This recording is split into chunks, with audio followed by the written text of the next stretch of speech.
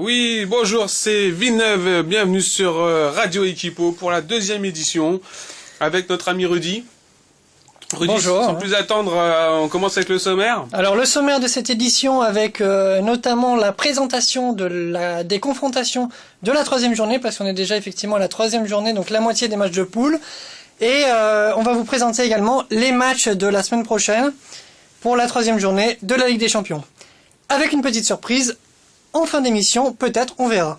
C'est pas sûr. On enchaîne directement avec les confrontations. Donc pour la poule 1, deux gros chocs.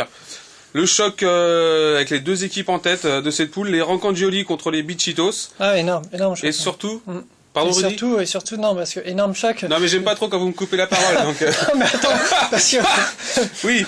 Les Rancangioli, quand même 2 victoires consécutives face aux Bichitos qui sont premiers du groupe. C'est ce que je disais. Tout à fait. Et l'autre gros choc, un choc historique, les Buffalo Rangers contre les Goldmembers.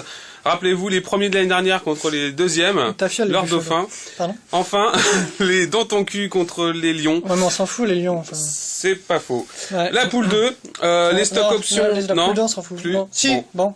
Les Brésil, peut-être. Brésil, exemple. Voilà. Exemple, ok. Non, mais sinon. C'est fini. Non, ok. Les restes, on s'en fout. Même pas les... Au moins nous, quand même, les stocks. Nous, les stocks contre les Verlaines. Bon. Voilà. Ouais, parce que de toute façon, les nouveaux, là, les tireurs d'élite qu'on joue contre les Marseillais... On sait pas qui c'est, de toute façon. Ouais, et puis les Marcel de Dieppe, ils sont jamais là, contre les Pères de Saint-Germain, les nouveaux, là, qui sont premiers, bon, on s'en fout. On s'en fout, ouais, donc on enchaîne avec... la présentation des matchs. Alors attention, on vous donne pas encore les codes parce qu'avec Villeneuve on est en train de les peaufiner et ça serait un peu trop facile à une semaine des matchs de vous donner les codes. Mais déjà on connaît les matchs et ça va être une journée super difficile. Avec mardi 18 octobre, Lille affronte l'Inter Milan. Alors déjà super important pour Lille parce que c'est déjà une place pour au moins l'Europa League qui vise avec 2 confrontations de suite contre l'Inter. Ça va être assez difficile.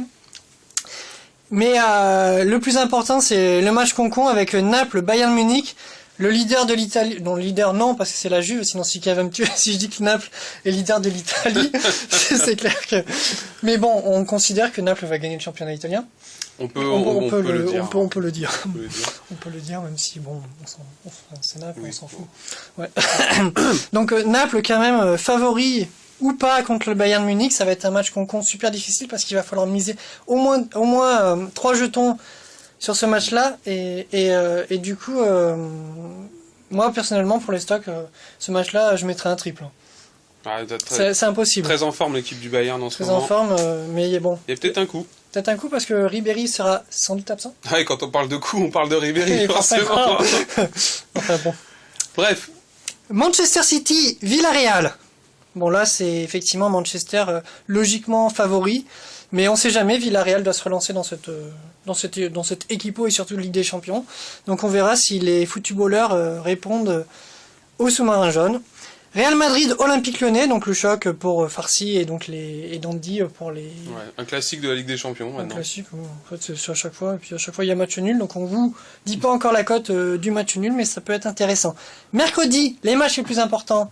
Bayern, Leverkusen face à Valence, Shakhtar Donetsk, Zenit Saint-Pétersbourg, Olympiakos, Borussia Dortmund, Marseille Arsenal, oui. Vite, je te coupe, on a notre duplex.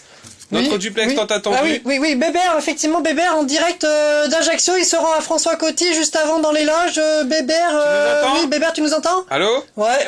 Non, oui, c'est Bébert, donc effectivement, Bébert, s'il te plaît, est-ce que tu pourrais une petite question vite fait avant de te rendre au stade? Je vois que t'es habillé en tenue pour. Est-ce que tu pourrais effectivement nous dire pourquoi effectivement avoir divorcé des 2B2 alors que vous avez fini 5e en 2010 et en 2011? C'est vrai qu'on a fini 5e en 2010, 5e en 2011 avec la BAF. C'est vrai qu'on avait une belle équipe. Mais c'est la famille. Avant tout la famille.